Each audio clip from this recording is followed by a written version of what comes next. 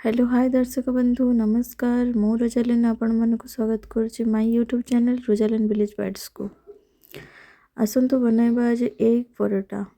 परोटा बनवाई 250 ग्राम मैदा किछि कला जीरा लुण तेल पकई भलसे घसी नहीं परिमाण अनुसार पानी नहीं ताको भलसे चकुड़ीबा।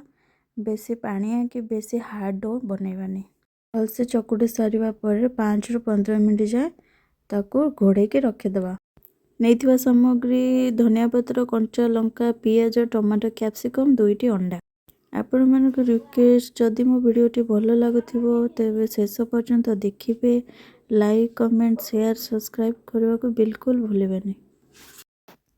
अंडा रे पकेवा पई जहाँ टमाटो पियाज कंचा लंका सब छोट छोट पीस रे काटी नेबे।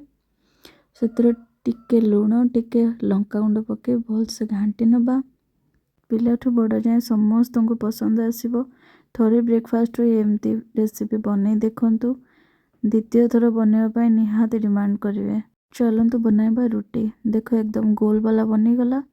एबे छुरी साहाଯ୍य जेमती कट करुच्ची से टाइप रो ही कट करेंगे ना। आपण जदि चाहिए सिंपल 3 कणिकिया परोटा बनवाई तो सेमिति भी बनई पारे।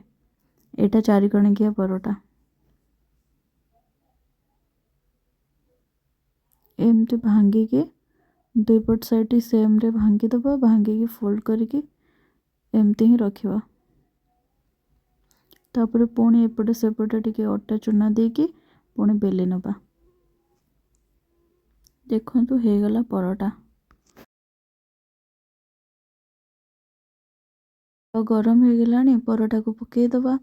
एपट सेपट कर टिके तेल दे पुणी थरे ताको एपट सेपट करबा पे पड़िबो। गैस रो आंच एकदम स्लो रखिबे। मैदा परोटा पोड़ी जाय पारे।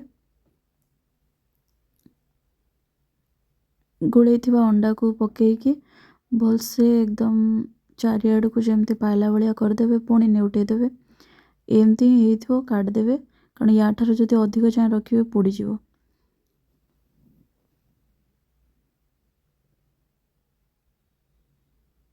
हे आसलाणी देखंतु बनीगला एग परोटा। आपण चाहे अटार भी बनई पारे किंतु मैदार बनइले टिके बेसी नरम रुहे से मैदार बनइली। ब्रेकफास्ट एमतीका रेसिपी बनई एंजॉय करंतु। पिला मानकु भी दियंतु। मैगी इपी चाउमिन खाइबा भी भूली जिवे। रोची धन्यवाद।